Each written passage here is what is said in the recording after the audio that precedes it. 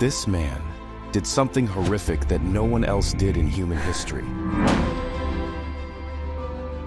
If you often watch our videos, you might know about Mufana, a guy who went to a graveyard at night, dug up his mother's grave, and then slept with his mother's dead body, all because he wanted to be rich.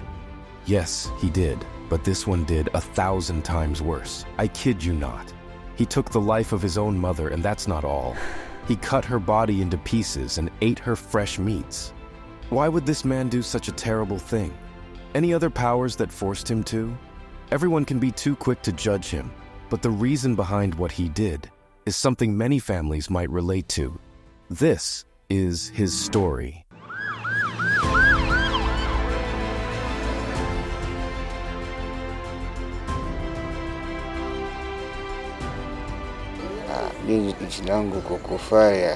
My name is KUKUFARIA. I live here, but I wasn't born here. I am 37 years old and the oldest of 3 children in my family. The reason I am here is not for the good, but because of the bad things I have done. It all started when he was a little boy. He grew up in a wealthy family because they owned a lot of land and property. He and his siblings got whatever they wanted, and everyone in the family was treated the same. But as he grew up, he changed. When his parents divorced, he no longer was a good child. Instead, he started to want to own everything that the family had.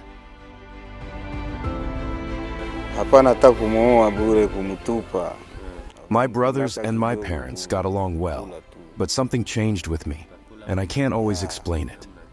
I began feeling like I wanted all the things our family owned just for myself. It was a very strong feeling, like I didn't care about my family the same way anymore. Instead, I felt alone, as if everything should belong to me. I often felt down, but mostly, I believed I was rich and had many things. This feeling came mostly from seeing other rich people. I began doing many strange things. Honestly, our parents raised us to be well-behaved, but my actions became very different from the values of the family I grew up in. He started to want unusual things and act violently. Drinking a lot and hanging out with the wrong friends made him become a worse person every day. After he didn't get what he wanted, he did something really bad. It was so shocking that no one would believe someone could actually do it, not even in their wildest dreams.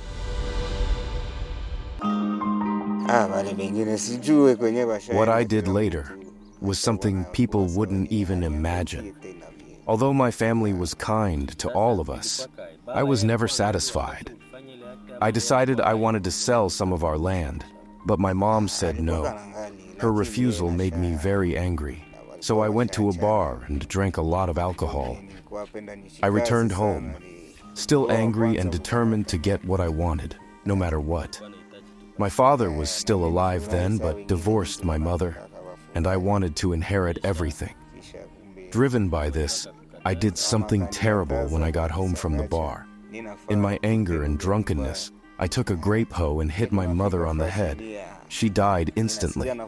I was very scared, but I was also very drunk, and it felt like the alcohol was controlling me. But that's not all. What I did next was even worse, a horrific act in human history.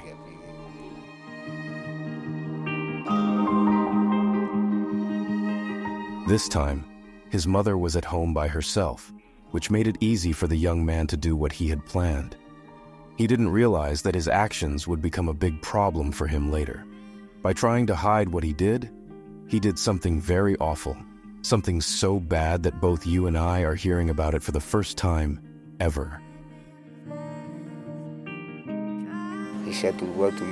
After I realized what I had done, I was very scared and worried about hiding my actions so that no one would find out. There was nobody else at home, and nobody in the neighborhood had seen me.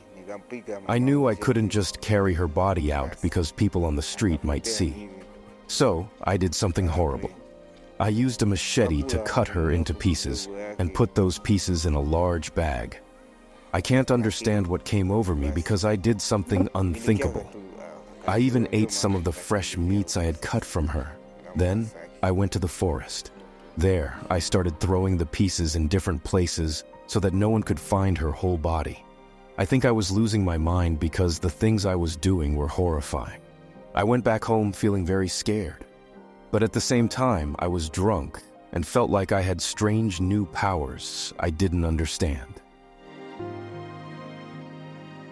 He believed he was clever by doing this, but it's almost impossible to hold someone's blood in your hands and not face the consequences of your actions.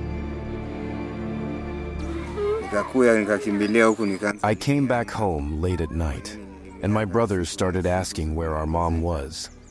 I acted like I didn't know anything, but I felt really bad inside. I was upset and regretted what I had done so much that it was all I could think about. A few days later, our neighbors began looking everywhere because my mom was missing. Then I found out they discovered her, and everyone found out that I was responsible. I had to face the consequences. I was sent to jail. But when I got out, I was very scared. I was afraid people would hurt me because they had been angry with me for a long time. I was so scared and felt I could never be at peace in a place where I had done something so terrible. So I decided to run away, and that's why I'm here now. After he got out of prison, he traveled far to escape from his village. But it turned out he was escaping for no good reason, because the place he ended up in was even worse. The new life he started was worse than the one he left behind. Now, he lives alone in a dangerous place while before he did something wrong, he had a good life with his family. I always feel sad and regretful, remembering I was the one who ended my mother's life. Now, I live in a very dangerous place because of endless war, but I manage by working at a car wash. Even though I left my home, I still can't find peace here. Life is tough with constant war, hunger, and other problems, but I have no other choice. I live by myself, without a wife. I think about getting married, but my current situation makes it impossible. I don't think I would harm my wife because I don't see myself as a murderer. The bad action was a one-time thing, but it still troubles me a lot. But I hope that one day I will recover and become a better person again. Because he always wanted things that were not right or possible, his life became hard. Now, in this bad house, there is no food. He sleeps in a bad spot, and even his job is hard. He has become someone who is unhappy and does not talk to other people, which is not how someone should act when they live around others. My name is Sharma, and I work here with KUKUFARIA. He never talks. He is always by himself and doesn't come near others. When he does come, he just sits by himself without talking to anyone. I think he has a problem because sometimes when we tell him there's work, he won't come. We keep trying to figure out how to help him, but it's confusing for us. We wish he would join us, work with us, and earn some money like we do, but he just doesn't seem to fit in with us. When we ask him to work, and then someone else joins in, he just leaves and stops working. We have tried many times to encourage him to be part of the group, but he doesn't listen. That's the situation with him. He lives with other people, but everyone at work notices that he acts very differently from them. Talking to him is hard because he seems troubled or upset. He acts like he's not comfortable or safe with anything he does, and he behaves as if he no longer has a family to support or care for him. Only on one side does he witness that there is a change in him that others cannot see. I'm always scared that people will treat me poorly. I will never return to my village because I believe everyone there, even my own family, has turned their back on me. That's why I came to hide in this place. I don't care if there is a war because I have nowhere else to go. But here I am. Sometimes I get really upset, especially when I think about how I took my mother's life and still didn't achieve what I wanted. The only thing I'm holding on to is the hope that I'll find peace again. I'm trying to pray, and I can see things slowly getting better day by day. Everything he's experienced has taught him an important lesson. He's gone through a lot of tough situations he never imagined he would, all because of the bad things he did. Even though his life isn't the same as before, his way of thinking has changed a lot. Now, he often shares his advice with others, hoping that it will prevent them from making bad choices because they want more. I made a really big mistake, but I also learned a big lesson from it. You might want a lot of things but end up losing everything and even do something terrible, worse than anyone would expect, like what happened to me. I want to tell everyone, no matter if you're young or old, to be happy with what you have and to love your family. I made the mistake of loving things more than my family. It's also really important to stay away from drugs and bad friends because they often make you do bad things. My life isn't great right now, but I believe that God will help me. He is with me.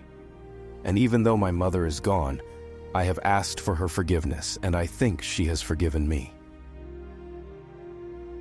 His story is an important reminder. If we're not happy with ourselves or what we have, we might start wanting things that can make our lives worse. Sometimes chasing after those things can even lead to very bad decisions or even make life end. On the other hand, it's nice to have friends around. It's smart to be careful when choosing ones because bad friends can only open doors to dangers. Last but not least, family is one of the most precious things you have, so cherish it and always treat them with kindness and love. Thanks for watching. I am Jordan Sullivan, and this is Afrimax English. Please remember to subscribe.